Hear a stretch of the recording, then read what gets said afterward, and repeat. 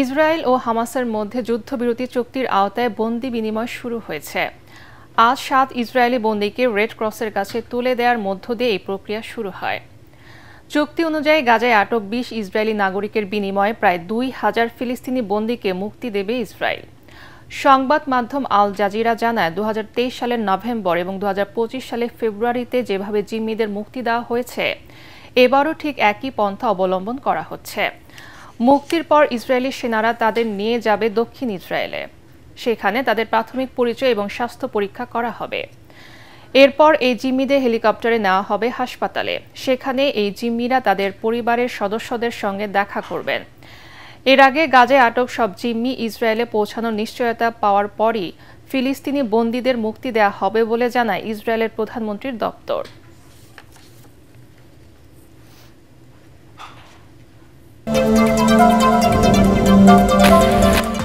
দুবছর ধরে চলা গাজা যুদ্ধের অবসান হয়েছে বলে মন্তব্য করেছেন মার্কিন প্রেসিডেন্ট ডোনাল্ড ট্রাম্প।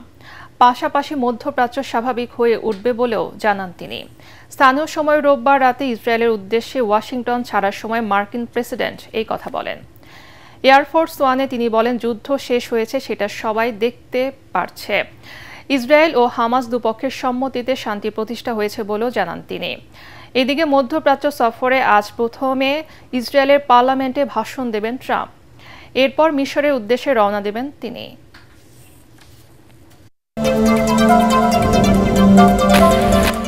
টানা ২ বছরেরও বেশি সময় ধরে চলা গাজার রক্তক্ষয়ী সংঘাত বন্ধে মার্কিন প্রেসিডেন্ট ডোনাল্ড ট্রাম্পের শান্তি পরিকল্পনা নিয়ে আজ মিশরে আলোচনায় বসছেন বিশ্ব নেতারা। ট্রাম্প সহ ২০টি দেশের শীর্ষ পর্যায়ের নেতারা এতে যোগ দেবেন। মিশরের শার্ম আল শেখ শহরে অনুষ্ঠেয় বৈঠকের সম্মেলনে সভাপতিত্ব করবেন ট্রাম্প ও মিশরের president Abdel Fattah al CC. বৈঠকে হামাস ও ইসরায়েলের মধ্যে যে যুদ্ধবিরতি চুক্তি হয়েছে তাতে ট্রাম্প সই করবেন বলে ধারণা করা হচ্ছে। এই বৈঠকে যোগ দিতে এরই মধ্যে মিশরে গেছেন ব্রিটিশ প্রধানমন্ত্রী কিয়ার স্টারমার।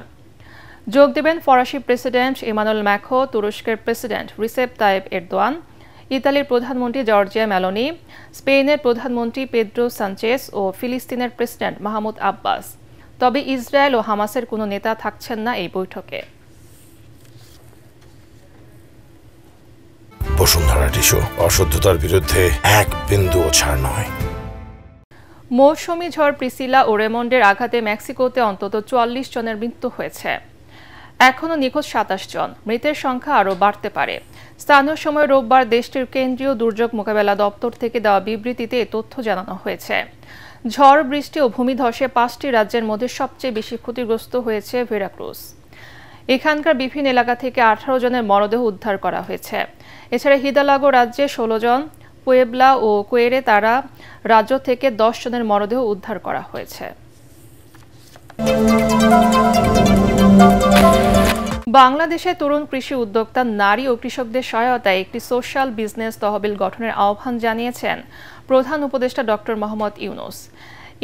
ইতালির রাজধানী রোমে international fund for agricultural development ইফাদের প্রেসিডেন্ট আলভারো লারিওর সঙ্গে বৈঠকে তিনি এই প্রস্তাব দেন। বৈঠকে গভীর সমুদ্র, মৎস্য শিল্প, আম, কাঁঠালের রপ্তানি, জলবায়ু সহনশীল কৃষি উদ্যোক্তা তৈরি এবং মহিষের দুধ থেকে মজ্জারেলা চিজ উৎপাদন নিয়ে আলোচনা হয়। প্রফেসর ইউনূস ইফাদকে বাংলাদেশে বিনিয়োগ ও প্রযুক্তিগত সহায়তা বাড়ানোর আহ্বান জানান। এ সময় ইফাদ প্রেসিডেন্ট সোশ্যাল বিজনেস ও কৃষি খাতে সহযোগিতা বাড়ানোর আগ্রহ প্রকাশ করেন। বৈঠকে খাদ্য উপদেষ্টা আলী ইমাম মজুমদার ও এসডিজি সমন্বয়ক লামিয়া মোর্শেদ উপস্থিত ছিলেন।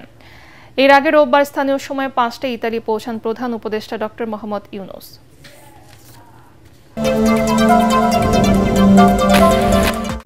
পরিবহন মালিক শ্রমিকদের ধর্মঘট প্রত্যাহারের পর সকাল থেকে ঢাকা ময়মনসিংহ মহাসড়কে যাত্রীবাহী বাস চলাচল করছে। পরিবহন মালিক, শ্রমিক ও বৈষম্য বিরোধী ছাত্রদের সাথে জেলা প্রশাসনের বৈঠকে ধর্মঘট প্রত্যাহারের সিদ্ধান্ত হয়। সকাল থেকে ঢাকা ময়মনসিংহ রুটে যাত্রীবাহী বাসসহ সব ধরনের যানবাহন চলাচল করছে। গত শুক্রবার এনসিপির হালুয়াঘাট উপজেলার প্রধান সমন্বয়কারী ও জুলাই যোদ্ধা আবু রায়হানকে লাঞ্ছিতের ঘটনায় ঢাকা ময়মনসিংহ মহাসড়কে দলটির নেতাকর্মীদের বিক্ষোভের মুখে এই রোডে যান চলাচল বন্ধ হয়ে যায়।